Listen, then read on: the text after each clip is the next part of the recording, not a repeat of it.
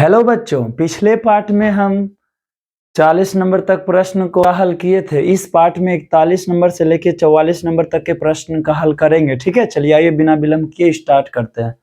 41 number question क्या हुआ? दिखाएं कि दिया गया समीकरण युग्म अविरोधी है, विरोधी है या फिर आश्रित है। ठीक है, अब कब विरोधी होता, सबसे पहले क्या करेंगे, समीकरण लिखिए। तो समीकरण क्या क्या है? 2x + 3y is equal to कितना है? 7 है, और 6x + 5y बराबर 11 है। ठीक है, तो विरोधी है, अविरोधी है या फिर आश्रित है, इसको कैसे पहचानते हैं? मान लीजिए a1x + b1y + c बराबर 0, a2x + b2y, यहाँ c1 डाल दीजिए और ये c2 डाल दीजिए बराबर 0। ठीक है, तो यदि a1/a2 is not equal to b1/b2 होता है, तो इस प्रकार इसको कौन सा समीकरण कहेंगे? अविरोधी कहेंगे। अविरोधी समीकरण कहते हैं, मतलब जिसका केवल एक हल होता है उसको अविरोधी समीकरण कहेंगे। जिसका केवल एक हल होता है, a1/a2 is equal to b1/b2 is equal to c1/c2, इसका अनंत हल होता है, इसलिए इसको आश्रित समीकरण कहते हैं। क्या कहते हैं? आश्रित कहते हैं। यहाँ पे दिखाने के लिए बोल रहा है ना कि विरोधी है या फिर आश्रित है। ठीक है, तो ये आश्रित कहेंगे।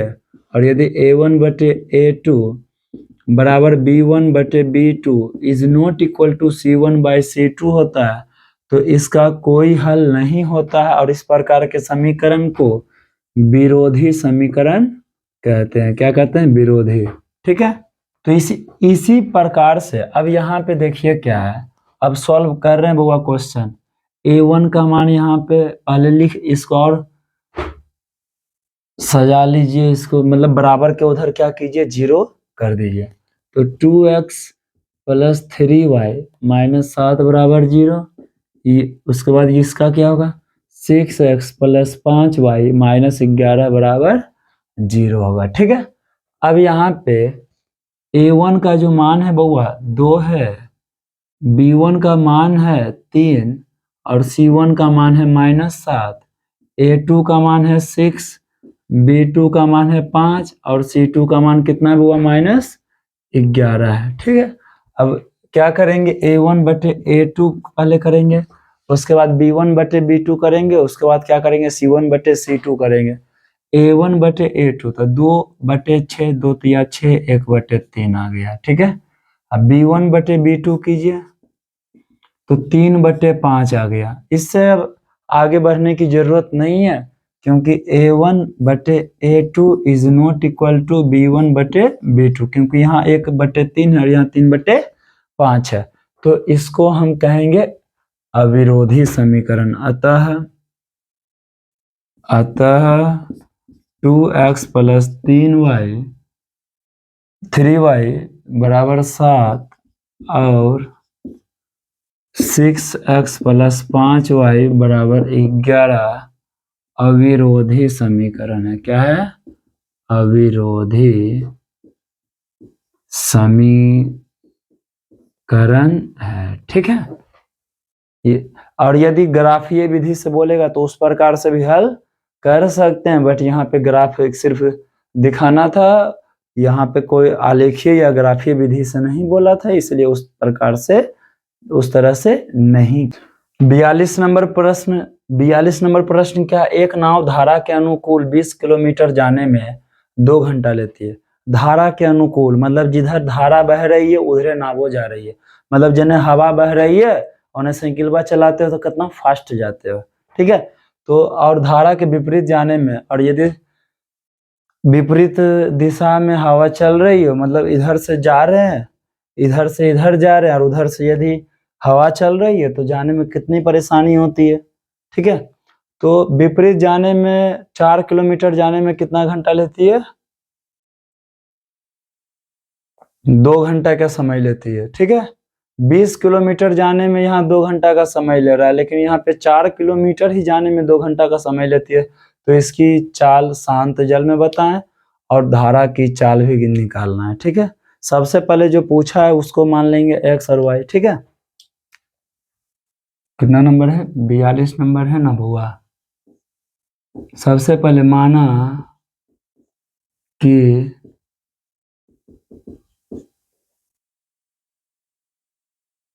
शांत जल में नाव की चाल x किलोमीटर बराबर है और क्या पूछा है ननुआ? धारा की चाल भी पूछा है ना। तो मान लो धारा की जो चाल है वो y किलोमीटर बराबर है और धारा की चाल y किलोमीटर बराबर है। ठीक है, अब लिखेंगे धारा की दिशा में नाव की चाल। धारा की दिशा जिस और धारा है बउआ उसी और नाव जाएगी, तो दोनों की जो चाल है वो जुड़ जाएगी ना, तो हो जाएगी x plus y kilometre per our. और धारा के विपरीत मतलब ये अनुकूल है और ये यदि विपरीत करेंगे तो वो प्रतिकूल होगा। ठीक है, तो धारा के विपरीत दिशा में नाव की चाल, इस बार क्या होगा? विपरीत जाएगा तो घट जाएगा। क्या होगा ननुआ? x minus Y kilometre per hour. अब क्या करेंगे? प्रश्न जो कह रहा है उसके अकॉर्डिंग समीकरण बनाएंगे और हल करेंगे। यहाँ लिखेंगे प्रश्न से अनुकूल जाने में 20 किलोमीटर मतलब अनुकूल जाने में बुआ 20 किलोमीटर जाने में 2 घंटा का समय लेती है। चाल बराबर क्या होता है? दूरी बटे समय। तो समय बराबर क्या आ जाएगा बुआ? दूरी बटे चाल होगा। ठीक है, अब क्या करेंगे? हमारा 2 समीकरण बन रहा है बुआ। समय क्या है? 2 घंटा का समय ले रही है, तो लिखेंगे 2 बराबर दूरी कितना है बुआ? 20। एक अनुकूल मतलब धारा की दिशा में और एक लेंगे प्रतिकूल वाला धारा के विपरीत दिशा में। 20 बटे x प्लस वाई हो गया। ठीक है, और दूसरा क्या है ननुआ? धारा के विपरीत 4 किलोमीटर जाने में 2 घंटा का समय लेती है, तो इसमें भी समय हो रहा है 2 घंटा ना। 4 बटे एक्स माइनस वाई। अब ये दोनों समीकरण को सॉल्व करके x और y का मान निकालेंगे, जिससे कि जो हम माने मतलब शांत जल में पूछा है तो x का मान हो जाएगा और धारा की जो चाल पूछा है वो y हो जाएगा। ठीक है, चलिए आइए सॉल्व कीजिए इसको। 2 इंटू एक्स प्लस वाई बराबर 20 हो गया, या x प्लस वाई बराबर कितना हो गया? 20 बटे 2 दाएं 20, इसलिए x प्लस वाई का मान कितना आ गया? 10 आ गया। ठीक है, अब यहाँ पे करेंगे बुआ 2 इंटू एक्स माइनस वाई, कोना कोनी गुना कर रहे हैं, बराबर 4 हो गया। अब बुआ इसके लिए गुना में उधर जाकर भाग में होगा, तो x माइनस वाई बराबर 4 बटे 2, तो इसलिए x माइनस वाई बराबर कितना हो गया? 2। अब क्या करेंगे बुआ? इसको समीकरण 1 मान लीजिए, इसको समीकरण 2 मान लीजिए। ठीक है, तो यहाँ पे देखिए लुप्तीकरण विधि से यहाँ पे प्लस में और यहाँ पे माइनस है, तो समीकरण 1 प्लस 2 कर दीजिए। दोनों समीकरण को क्या करेंगे? जोड़ देंगे। तो x plus Y is equal to क्या है बुआ? 10 है। x minus Y is equal to क्या है? 2 है। तो प्लस माइनस कैंसिल, 2x बराबर हो गया 12, इसलिए x बराबर 12 बटे 2 6, इसलिए x का मान कितना आ गया? 6 आ गया। अब 6 समीकरण 1 या समीकरण 2 में रख देंगे। अब समीकरण 1 में 6 का मान रखने पर समीकरण 1 में x का मान रखने पर, आप समीकरण 2 में भी रख सकते हैं, वही उत्तर आंसर आएगा। x प्लस वाई बराबर 10 है समीकरण है, ठीक है। तो x का मान कितना है, 6 है, प्लस y बराबर 10, या y बराबर कितना हो गया, 10 माइनस 6, इसलिए y का मान कितना हो गया, 4, ठीक है। तो अब लिखेंगे अतः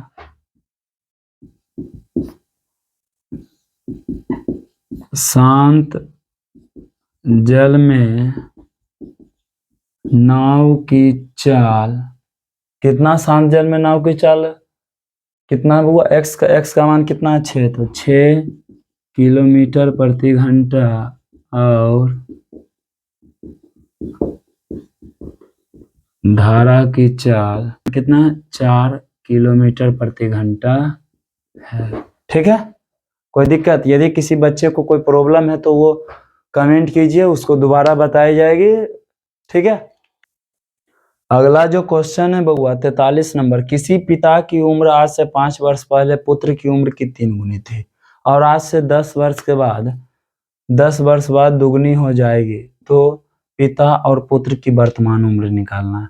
तो मान लीजिए जो वो कह रहा है निकालने के लिए, कितना नंबर है, 43 नंबर है बउआ। सबसे पहले मान लेंगे, माना कि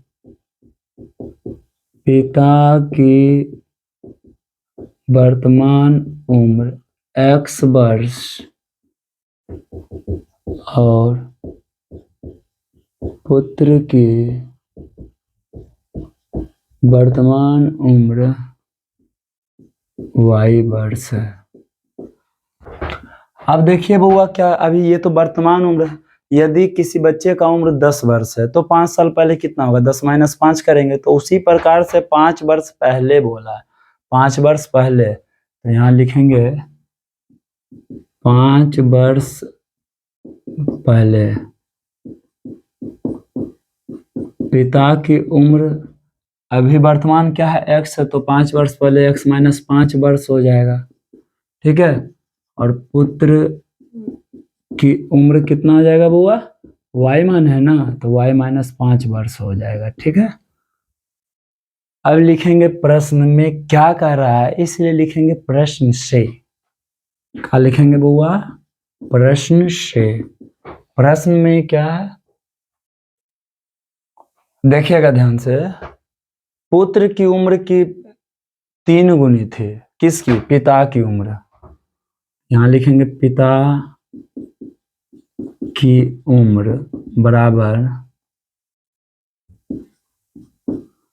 पुत्र की उम्र की कितनी है, 3 गुनी है, तो पिता की उम्र क्या है हुआ, x माइनस 5 है ना, बराबर 3 इंटू पुत्र की उम्र है y माइनस 5, तो y माइनस 5 कर दीजिए, ठीक है। तो x माइनस 5 बराबर 3y माइनस 5 दिया 15। अब क्या कीजिए, अचर पद को उधर भेज दीजिए और y वाला को इधर ले आइए, तो x माइनस 3y बराबर माइनस 15 प्लस 5, या इसलिए लिखिए ना x माइनस 3y बराबर कितना हो गया, प्लस माइनस माइनस, तो माइनस 10, समीकरण 1 इसको मान लीजिए, ठीक है। फिर क्या कह रहा है, पुनः 10 वर्ष बाद, 10 वर्ष बाद, अब 10 वर्ष बाद है ननुआ, तो अभी किसी बच्चे का उम्र 10 वर्ष है, 10 साल के बाद कितना होगा, 20 वर्ष हो जाएगा, ठीक है। तो लिखेंगे पिता की उम्र x प्लस 10 वर्ष, पुत्र की उम्र y प्लस 10 वर्ष। तो अब प्रश्न में क्या कह रहा है बुआ, पिता की उम्र बराबर दुगना है ना, देखिए 10 वर्ष बाद कितना हो जाएगी, दुगनी, तो दुगना कर दीजिए, पुत्र की उम्र की दुगनी हो जाती है, पुत्र की उम्र, ठीक है। तो पिता की उम्र कितना है, x प्लस 10 है, x प्लस 10 बराबर 2 इंटू वाई प्लस 10, ठीक है। तो x प्लस 10 बराबर 2y प्लस 20, ठीक। कोई दिक्कत? या x माइनस, अब y वाला को इधर ले आइए, x माइनस 2y बराबर 20 माइनस 10। अब क्या करेंगे, ध्यान से देखिएगा, x minus 2y, x minus 2y बराबर 20 माइनस 10 कितना होता है 10, इसलिए लिखिए लास्ट में। इसको समीकरण 2 मान लेंगे, इसको समीकरण 1 मान चुके हैं।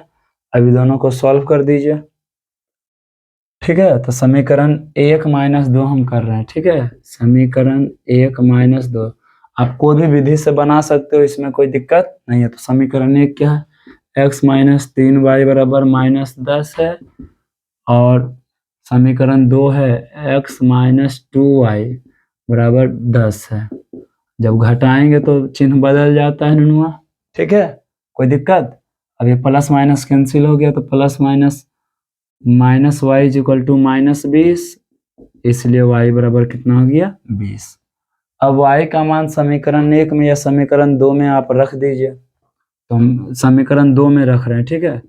y का मान समीकरण 2 में रखने पर बउआ समीकरण 2 क्या है, x माइनस 2y बराबर 10 है, तो x माइनस 2 गुने 20 बराबर 10, x माइनस 20 दूना 40 बराबर 10, इसीलिए x बराबर कितना हो गया 40 प्लस 10 बराबर कितना हो गया 50 हो गया, ठीक है।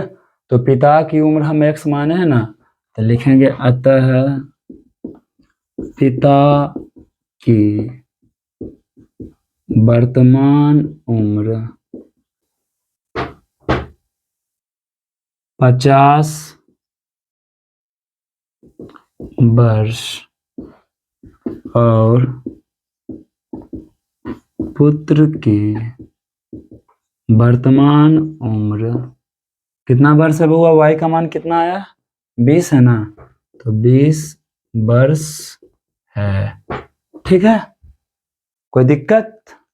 अगला जो क्वेश्चन है बाबू, अगला जो क्वेश्चन है 44 नंबर, यदि त्रिभुज ABC में एंगल A बराबर 4 एंगल C बराबर 2 into angle B plus angle C, तो त्रिभुज के प्रत्येक कोण ज्ञात करना है, ठीक है। पहले प्रश्न में क्या दिया गया है,